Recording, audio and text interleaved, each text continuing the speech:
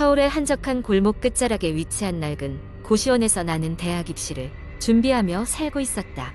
그 고시원은 다른 고시원에 비해 저렴한 가격 덕분에 인기가 많았다. 복도는 어두컴컴하고 벽지는 군데군데 벗겨져 있었다. 고시원의 방은 매우 좁았고 작은 창문과 침대 그리고 책상이 전부였다. 어느 날 밤 나는 평소와 다름없이 책상에 앉아 열심히 공부하고 있었다. 새벽 2시가 넘었을 때쯤 갑자기 복도에서 웅얼거리는 소리가 들리기 시작했다.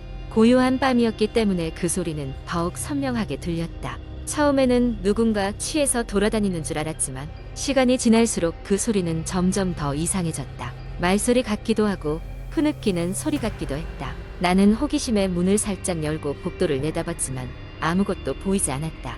단지 희미한 형광등 불빛 아래 어두운 복도만이 펼쳐져 있었을 뿐이다. 다시 문을 닫고 방으로 들어와 공부를 재개하려는 순간 이번에는 분명히 내 방문 바로 앞에서 발소리가 들렸다. 심장이 멎을 것처럼 두근거리는 가운데 나는 조심스럽게 눈을 떴다. 하지만 다시 문을 열어도 여전히 복도는 비어 있었다. 불길한 예감이 들었고 나는 그날 이후로 계속 그 소리에 대해 생각하게 되었다. 혹시나 해서 주인 아주머니에게 여쭤보니 그녀는 희미한 미소를 지으며 그런 소리 들리는 사람들 좀 있어. 그냥 헛것 본 거야 라고 무심하게 대답했다. 그날 이후로 소리는 점점 심해져 갔다. 때로는 문을 두드리기도 하고 아침에 일어나면 누군가 내 방문을 살짝 열어놓고 간 것처럼 느껴졌다.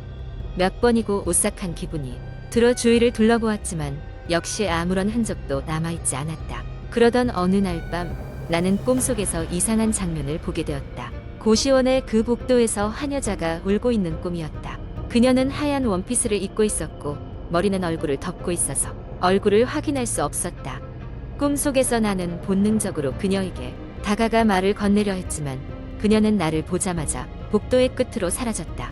꿈에서 그 꿈의 결국 그 여자가 누구인지 알아내기로 결심했다. 여러 날에 걸쳐 고시원이 다른 사람들에게 물어봤지만 대부분이 나를 이상한 사람처럼 바라보았다. 그러나 딱 한 명 나와 같은 층에 살던 한 학생은 조심스럽게 입을 열었다. 그는 몇 년 전 이 고시원에서 한 여학생이 사라졌다는 이야기를 들은 적이 있다고 했다. 그녀는 계속해서 무언가에 쫓기고 있다고 말했고 결국 행방불명이 되었다고 했다. 그 이야기를 듣고 난 후 나는 더 이상 그 고시원에서 머물고 싶지 않았다. 짐을 싸서 다른 곳으로 이사를 하고 그 이후로 그 고시원의 소문은 듣지 않으려 했다. 하지만 때때로 그 고시원에서 있었던 기이한 경험들이 떠오르곤 한다. 아마도 그 여자는 여전히 그 복도를 떠돌고 있는 것이 아닐까 하는 생각에 등골이 오싹해졌다. 그 이후로 나는 특별한 이유 없이 싸게 제공하는 것들의 이면에는 뭔가 비밀이 있을지도 모른다는 의구심을 항상 가지고 있다. 이 글을 읽는 여러분도 혹시 알 수 없는 소리나 그림자를 보게 된다면 그것을 무시하지 말고 조심하도록 하라. 고시원의 경험을 생각하면 아직도 가끔씩 한기가 느껴지기 때문이다. 두 번째 이야기. 어느 작은 마을에서 시작된 이야기입니다. 이 마을은 산속 깊이 자리 잡고 있어 외부와의 왕래가 드물었습니다.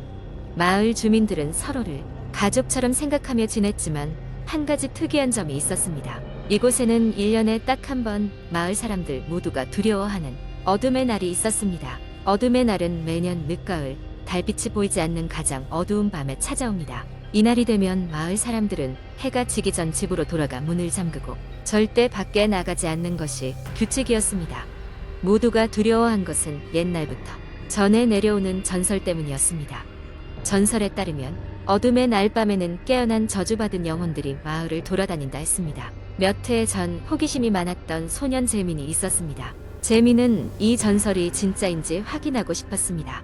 그래서 어둠의 날 밤 그는 몰래 집 밖으로 나가 보기로 결심했습니다.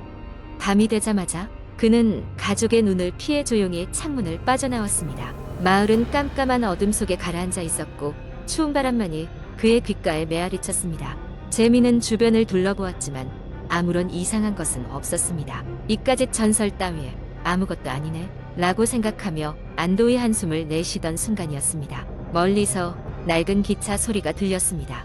이 마을에는 오랜 세월 동안 기차가 다니지 않았기 때문에 이상한 일이었습니다. 궁금증에 사로잡힌 재민은 소리가 나는 방향으로 조심스럽게 발걸음을 옮겼습니다.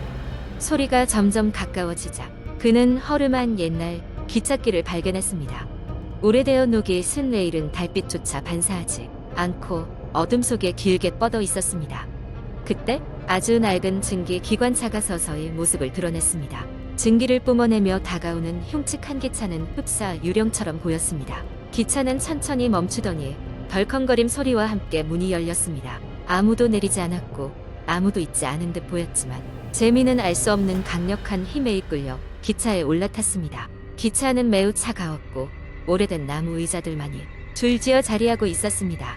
재민이 조심스럽게 기차를 탐험하던 중 한 칸씩 지나갈수록 차 내 공기는 점점 더 서늘해지는 것을 느꼈습니다. 마지막 칸에 도착했을 때 그는 깜짝 놀랐습니다. 그곳에는 그저 낡은 의자만 있을 뿐인데 시간의 흔적 같은 것이 무겁게 자리 잡고 있었습니다.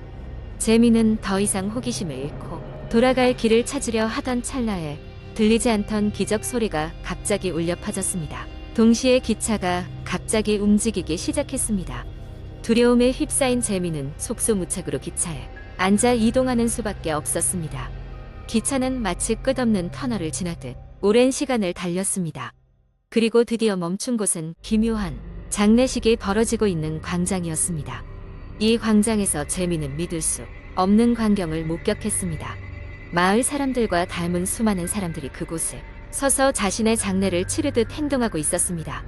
그들은 모두 같은 얼굴을 하고 있었고 같은 움직임으로 무언가를 기념하듯 계속 반복하고 있었습니다. 그제야 재민은 이들이 저주받은 영혼들이며 매년 어둠의 날이면 이 자리에서 영원한 반복 속에 갇혀 있다는 것을 깨달았습니다. 두려움에 발길을 돌리려던 순간 그중 한 명이 재민을 바라보며 속삭였습니다. 시간이 다 되었구나. 이제 내 차례야. 재민은 그 말을 듣는 순간 아무것도 기억할 수 없었다고 했습니다.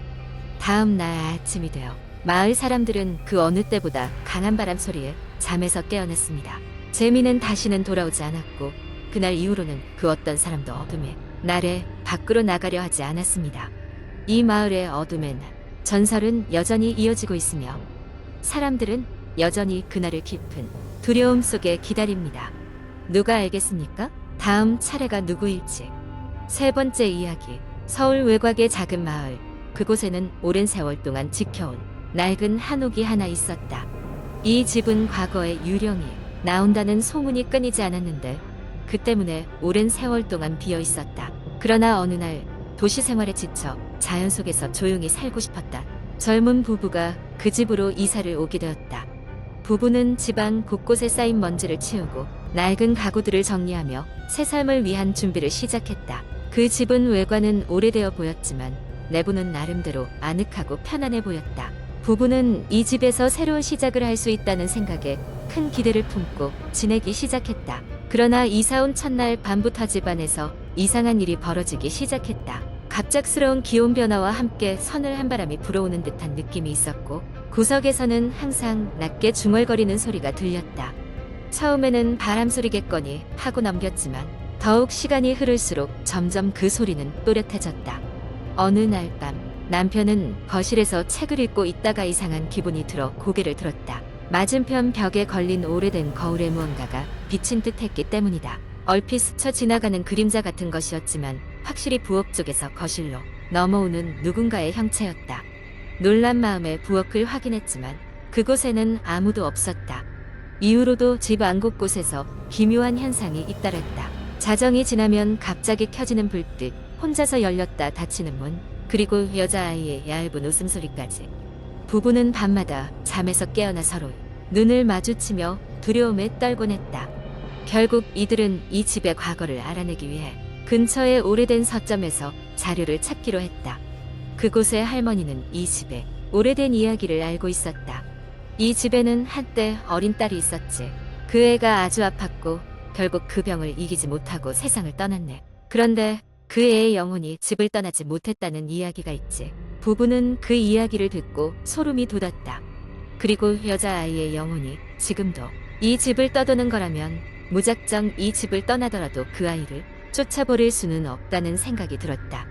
부부는 일부러 딸의 영혼에게 말을 걸어보기로 했다. 밤이 되자 거실 중앙에 촛불을 켰다. 우리는 당신을 해치려는 생각이 없어요. 우리가 도울 방법이 있을까요? 몇 초가 흐른 뒤 갑자기 방 안이 차가워지며 촛불이 흔들리기 시작했다. 그리고 희미하게나마 어린 아이의 목소리가 들려왔다. 밤마다 무서웠어. 너무 어두워. 같이 놀아줘. 부부는 간단하지만 따뜻한 의식을 통해 소녀의 영혼을 달래주기로 결심했다. 집안의 오래된 장난감을 깨끗이 닦고 매일 밤마다 따뜻한 불빛을 켜주었다. 놀랍게도 그 뒤로는 이상한 현상이 점점 줄어들었고 부부는 비로소 안정을 찾을 수 있었다. 마을 사람들은 부부가 소녀의 영혼을 달래주었다는 이야기를 듣고 그들이 용감하다고 칭찬했다. 시간이 지나면서 그 집에서의 무서운 소문도 잦아들었고 부부는 그곳에서 오래오래 행복하게 살았다고 한다. 이 이야기는 오래된 마을 전설이 되어 지금도 가끔씩 회자되곤 한다. 사람들은 여전히 그 집 앞을 지나치면서 소녀의 영혼이 편안해졌음을 빌고 있다.